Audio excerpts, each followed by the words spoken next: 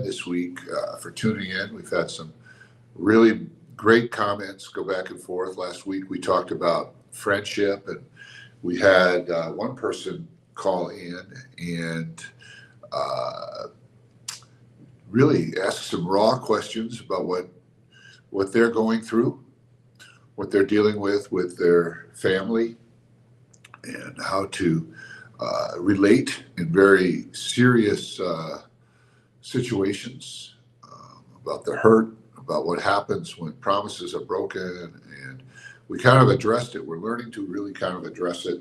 And I'm kind of purposing going forward as we develop more and more of an audience here to be real interactive live. This one will be pre recorded, and we will send it out on some platforms live today, but we'll also air it on other platforms next week because I'm not going to be available for whatever reason. I'm trying to think ahead in my schedule to next week. I think I'll be fine next week, but the week after, I'm going to take my wife on our anniversary celebration. We'll be married 38 years. She has been awesome. Last week we talked about what a friend she is to me and how important it is to think about those key people in your life that have been friends and that have challenged you, have made you laugh, explored with you, grew with you, worked on things together, all those things. So it's very, very powerful. And this week, what I want to talk about is kind of a corollary to that, or a complementary thought, which is the power of reaching out. You know, I think all of us get so busy, and we get so wrapped up in the day to day that we begin to discount those people in our lives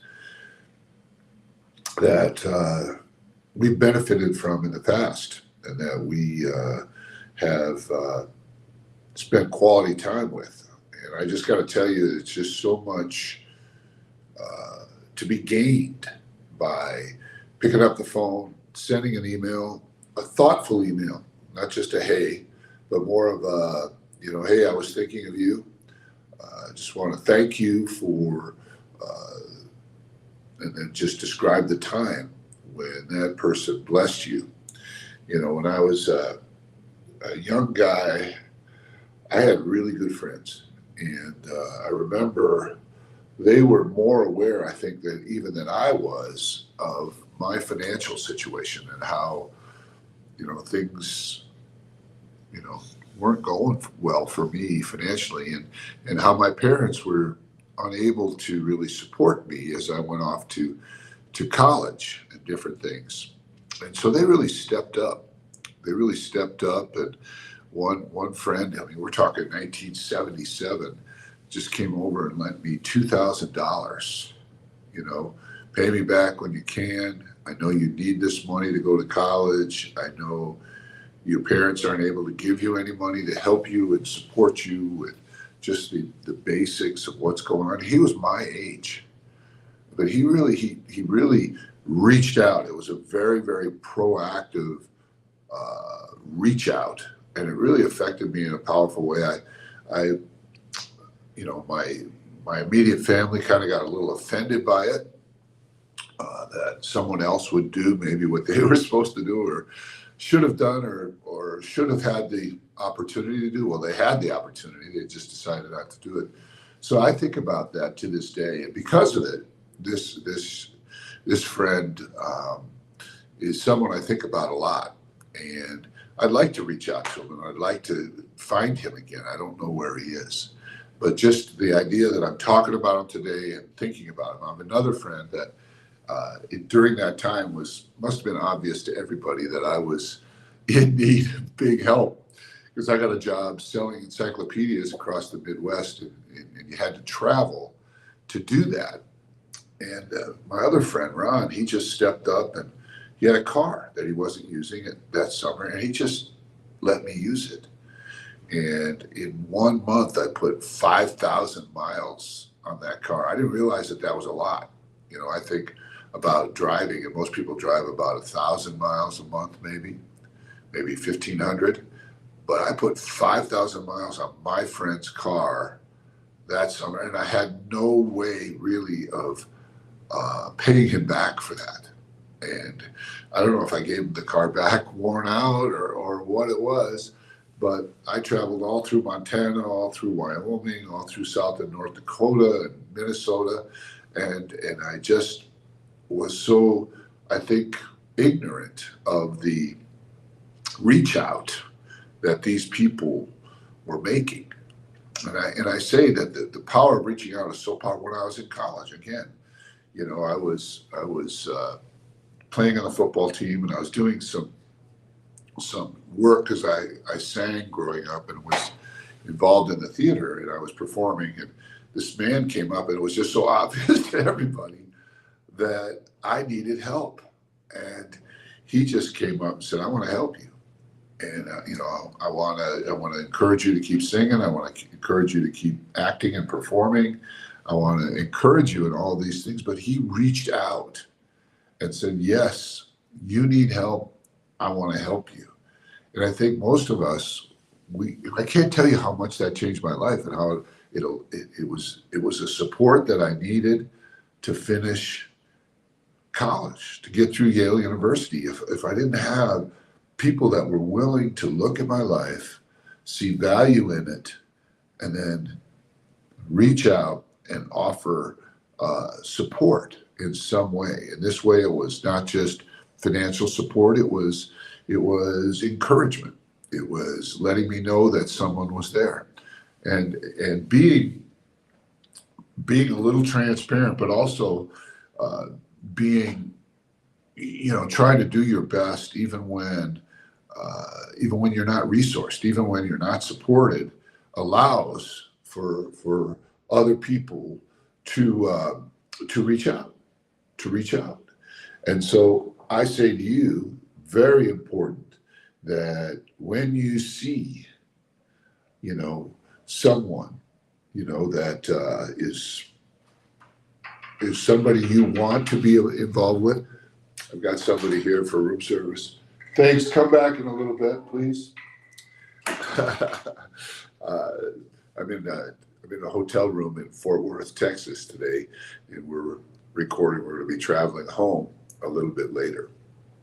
But I can't tell you how important it is. I'm going back through the times that people reached out to me, and it really made a difference. I mean, even in like ninth grade, I had a coach write 6 paragraphs to encourage me. And I never thought of myself the way that he thought of me.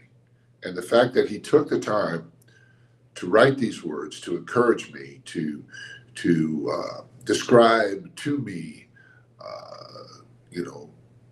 my value, my impact, all those things. It just gave me the strength to strive or to go for what I had in my heart.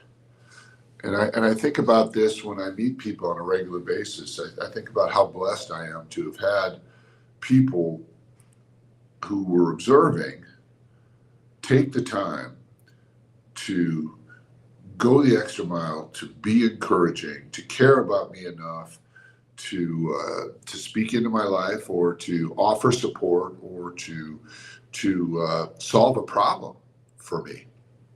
And I say that to all of you because many of you are in a position where you can be far more influential than you think, where you can, choose that one individual or more than one, and just think about how you could do an act of kindness, how you can do a reach out to really make a difference.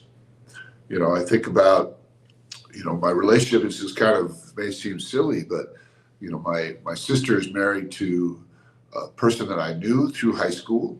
He's actually in my class. My sister's in the class behind me. And we were never really friends before. But then I reached out to him to include him with a group of friends that I had for a golf outing. Partially because I know he plays golf. He likes to play golf. He's good at golf. But also because I figured I wanted to get to know him better. Even though I knew him, we had a lot of things in common. I knew him, but we were never really be friends. You know what I'm saying? And so, you know, I don't know if I would say it that way. Not that I knew we would never be friends, but I never took the time to really be his friend. And so I said, let me reach out. Let me include him. And because I did, he reached out, brought some different people in, and I'm getting to know them and getting to know them better. And just reaching out a little bit oftentimes opens doors for you, opens channels of learning for us, and it kind of turns on what I call the generosity cycle. Where you're reaching out with a generous spirit with no real motives other than to see how you can be a blessing. And then that allows for that same kind of reach out from someone else to come into your life. You're just open to it, because in your heart that you're willing to just reach out and encourage with no,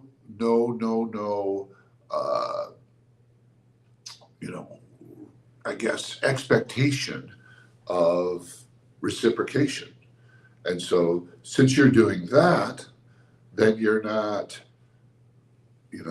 defensive when somebody reaches out to you, because you are willing to give without requiring anything back, so that you don't always assume that somebody's trying to get something from you when they reach out. They may be just doing it with a pure motive. Of course, you'll pick up on whether or not they are early enough on, but if you're open to it, then you're also open to more support. Otherwise, you'll just close down and you won't allow people to help you. You won't allow people to open a door for you. You won't allow people to solve a problem for you.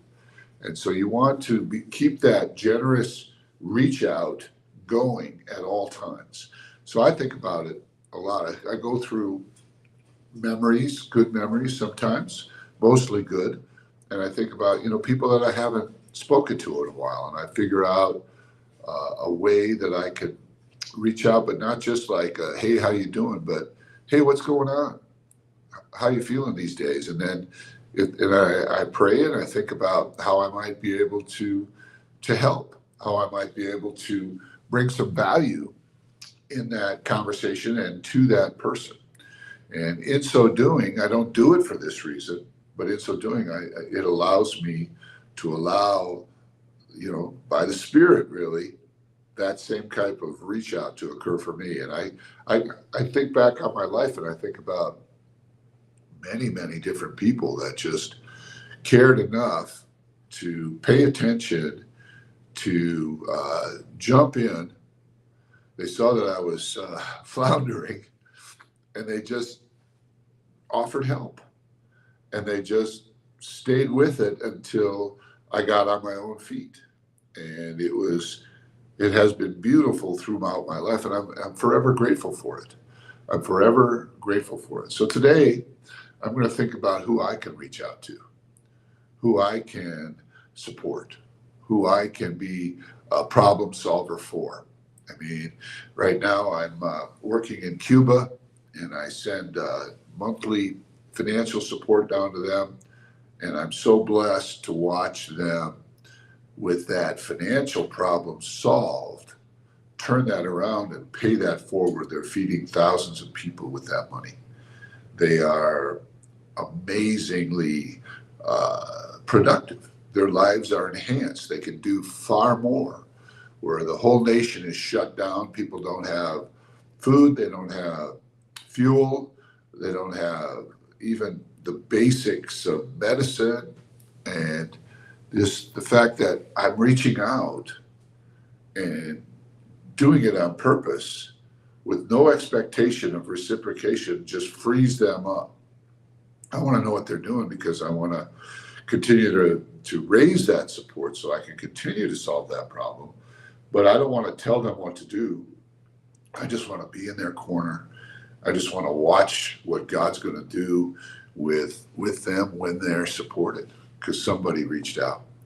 So reach out today. Think about who you want to bless today, and do it with an attitude of not expecting any reciprocation.